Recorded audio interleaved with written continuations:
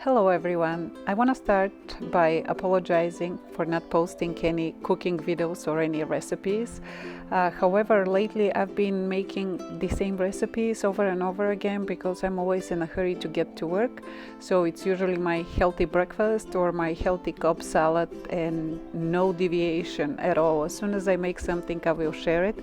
However, I thought that you will enjoy this very much, this trip of mine, because it's about an item, food item, that I'm so passionate about, and I'm sure many of you are as well, and I absolutely love. I'm talking about coffee. So here is how the day started. I drove up to the cloud forest that it's north, or not north, but east, the hills east of Kona, and I was looking for a plant called Angel's Trumpet because I wanted to film the plant to show it to my family in Bulgaria because it's super cool looking, I believe. And as I was walking down the street when it stopped raining, I saw the coffee roasting place, and I walked by a couple of times prior, never walked in, but I decided to check out the gift shop, maybe buy a couple of things for presents and support the local economy or a local business.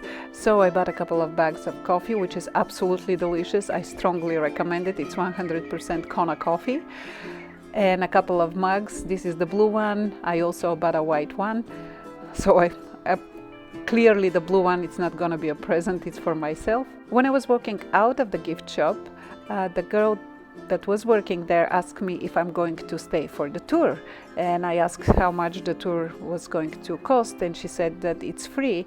So Mountain Thunder has these free coffee tours. It's not a tour per se, it's more like a lecture with visuals. They're free and they're every 30 minutes and they're so interesting. I, who consider myself coffee aficionado, learned so much about coffee. It's very interesting. I hope you enjoy it too. She so graciously agreed to be filmed and put up on social media. And for that reason, I'm sharing their information, their address down in the description. So make sure to visit them. The tours are really, really interesting. You will learn so much more about coffee. And the coffee shop, the gift shop, I should say, has free samples of coffee and really cool things to purchase. So Mountain Thunder, the address is going to be in the description. And with that said, I hope you enjoy. These are the Arabica Conotypica variety that we're growing here. They're native to Ethiopia. They were brought here in the really early 1800s to the island of Oahu. Now, Oahu's weather, compared to the Big Island, it's hotter, it's sunnier, and it's drier. Our coffee trees, they do not like that weather so much. They need a mild, cooler climate, decent amount of shade, a little bit of rain, a little bit of sunshine. So they kind of need a little bit of everything. So from Oahu, people brought coffee to every other Hawaiian island, searching for the perfect weather conditions. Big Island was last, but we kind of checked off all the boxes. Specifically in Kona, really, really strict parameters for where we can grow our Kona coffee. At least 1,000 feet in elevation and up, you're going to get those cooler temperatures with a lot of rain.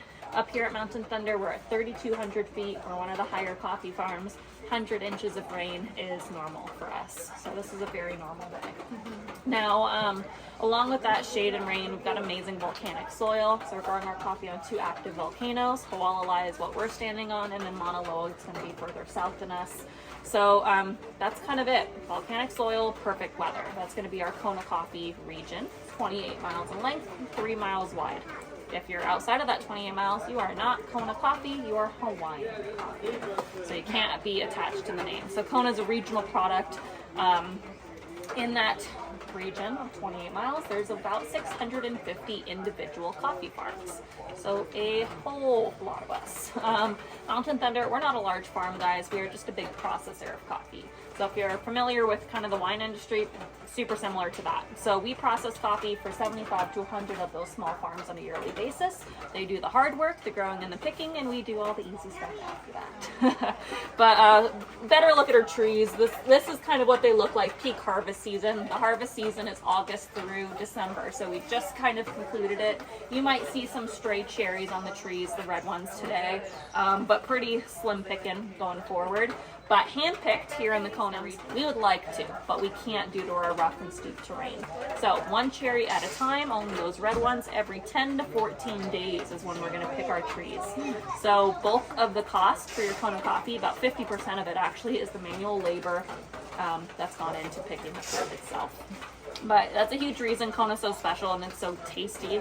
Those cherries, when they're perfectly ripe, they're just going to taste better. They're going to be fruitier, sweeter, smoother, can be a little bit more caffeinated when they're perfectly ripe. But yeah, a big part of Kona coffee is the hand picking. So after that, those cherries are then brought to a processor like ourselves. We have about 48 hours to process them and set them out to dry.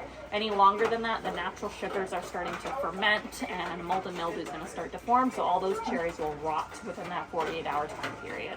So as a processor, kind of got to be quick on our feet. So our first step, taking these cherries, we are going to throw them through our pulper, which pretty simple, kind of just smashes the cherries between two large metal plates, but by hand, squeeze your cherry and typically 2 beans pop out. It's going to be normal. So 2 kind of equal halves of a whole. So this is 95% of the coffee.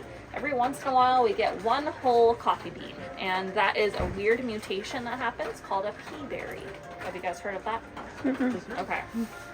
Pea berries, yeah, only 3 to 5% of the harvest. I'll see if I can find you guys one. They are a little smaller, a little bit more oval in shape, but they are the best of the best. I think this one is a pea berry.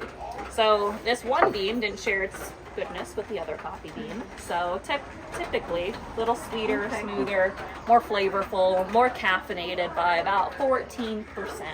So they pack a punch. We separate them out. It is Hawaii, Tanzania, Costa Rica, and Brazil.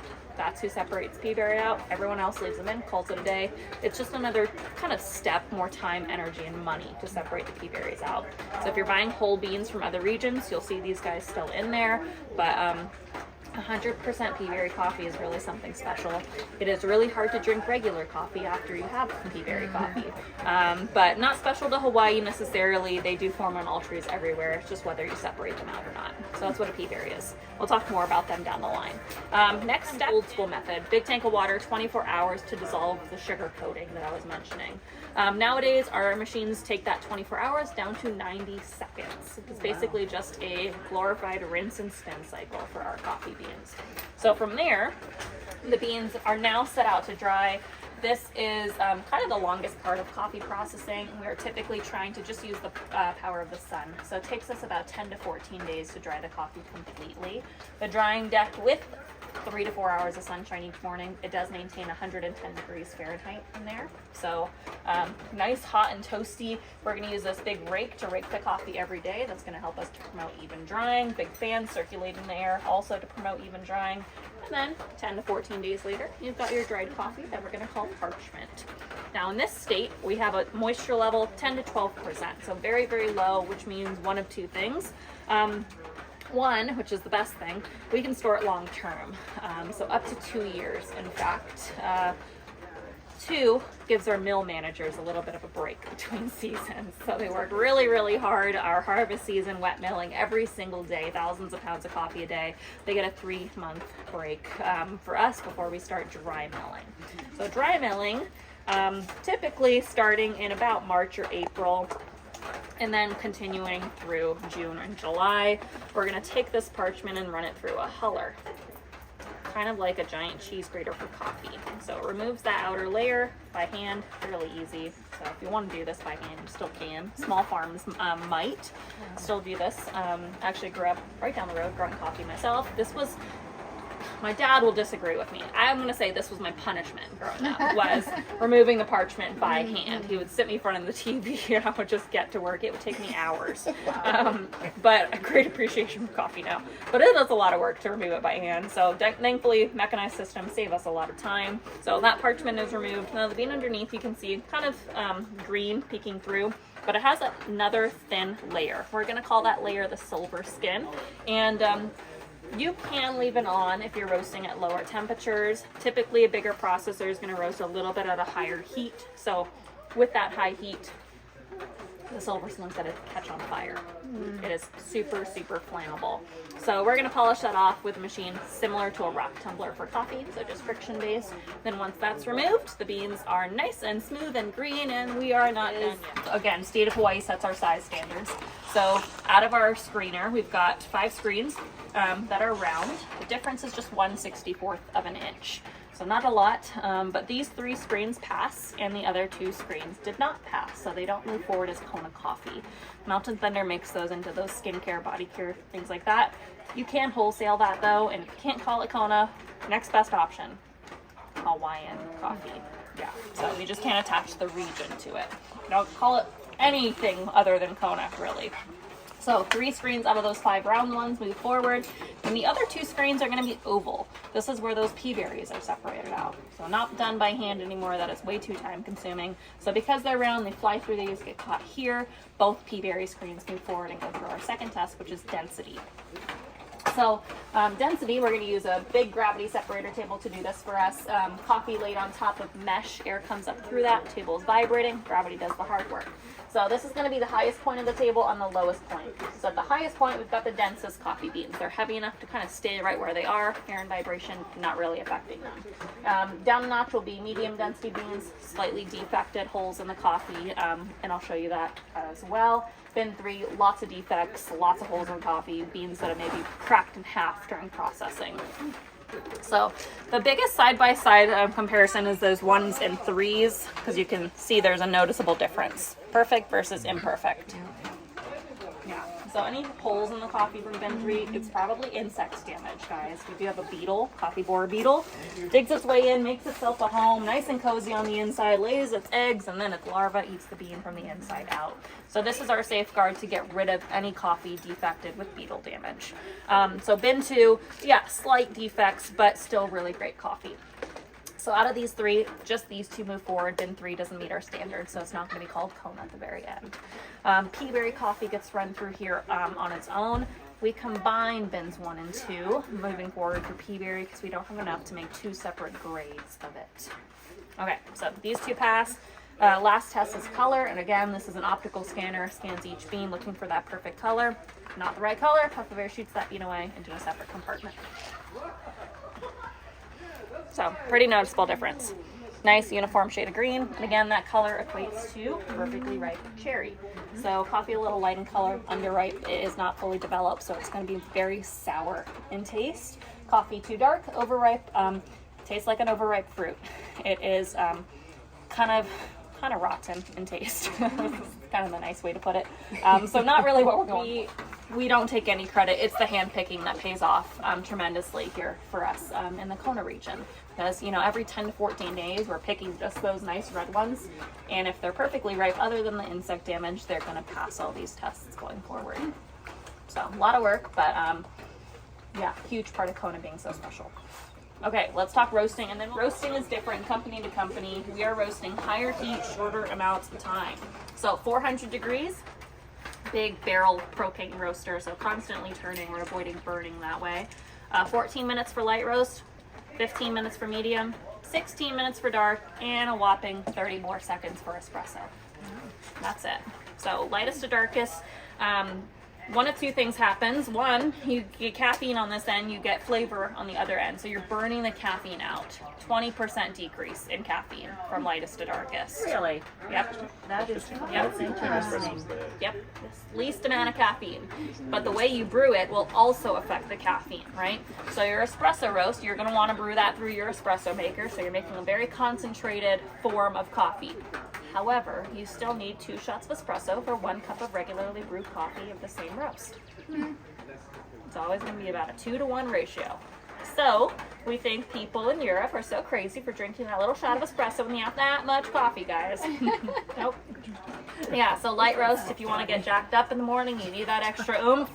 I'm going to go for that one. So if you really want extra oomph, you eat one of these guys. It just doesn't taste that good in that form. But yeah, it is a decent amount of caffeine that you're losing when you're roasting it. It's going straight out the smokestack. We're going to call it black and tan. It is a makeshift medium, and it has half of our light roast and exactly half of our dark roast. That tastes good. That's Yeah. what I was Oh, yeah, thinking. yeah. It is, yeah, technically a makeshift medium, but because of that light roast being in there, it's going to be more caffeine than our medium roast. But it still So has like a good the flavor. French roast, when they French press it, it's just one step besides espresso, right? So it doesn't Yep. have as much. Nope. Just- Yeah.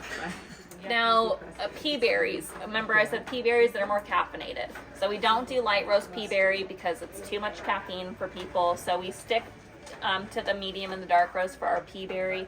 By far our best seller is going to be our medium roast, the Vienna, and the pea berry. It is so smooth and sweet, absolutely delicious. Chocolate covered pea berries. Did you guys? I bought you bought some, one? Okay. yeah. Did they tell you the number? 7 of those. That's 1 cup of coffee. It is that's coffee. That's Kona Coffee through and through. Do you guys have any other questions? Very interesting. Yeah, very interesting. Okay, I'm speechless. You flipped my world upside down. Let's go peek in. We'll see some machines, and then that was my punishment as a child. We're doing that by hand. So this guy, he makes it very easy. So from there, we've got the silver skin, so that flammable layer polished off right here, kind of like a rock tumbler. And then from here, if you guys want to come in closer, this is where the sorting and grading kind of starts to happen. So we've got our screener with those 7 screens. Out of these 7, the pea berry is going to be in the middle at the very bottom. They are smaller in size, but again, they both pass the test. From this side, we're going to go to the gravity table, which actually has coffee on it, so you guys can come take a closer look. So I showed you those bins 1, 2, and 3, but this is them in real life. So you can see our coffee pretty much perfect on this end with bin 1, and then bin 3 over here, a lot of defects, cracked beans, holes in the coffee. Yeah. So just bins 1 and 2, move forward, and then this bag of color sorter right behind us. Pretty noticeable on the machine. It does a really great job. That being said, the color sorter and the gravity table, because we're super picky at Mountain Thunder, coffee gets run through here typically 4 to 5 times. Oh. Yeah. So this can be a continuous cycle. So right behind us, this big black pipe, this is attached to the color sorter, and we can detach this and our coffee's done. We'll bag it right here. But if we're wanting to recirculate the coffee, it goes straight through here into this hopper, up the elevator, back into the gravity table, and then the cycle continues. Yeah.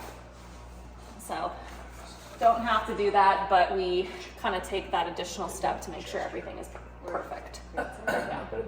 Oh, and then the final piece of information, how much coffee does one tree give us? It's not a lot. We go through all this hard work for just 1 pound of roasted coffee per tree per year. That's it. So you need a lot of coffee trees. Yes. So did you guys plant your own? You have your own orchard? Yes. Yeah. So I grew up about a mile down the road. We had 250 coffee trees growing up. Did everything by hand. We didn't sell any of it. 250 pounds a year. We would let ours go probably a little bit longer than you should have between pickings, and just let things kind of turn to raisins, because it was just my dad, mom, and then me and my brother picking the coffee. But So is that 250 pounds of roast coffee that made the cut?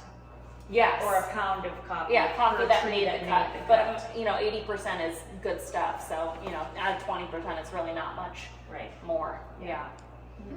But yeah, it's a lot of work for just 1 pound of final product per tree per year. That's Kona. Well, thank you guys. Thank you. That was great. Yeah. Very Enjoy the rest of the coffee. Drink up.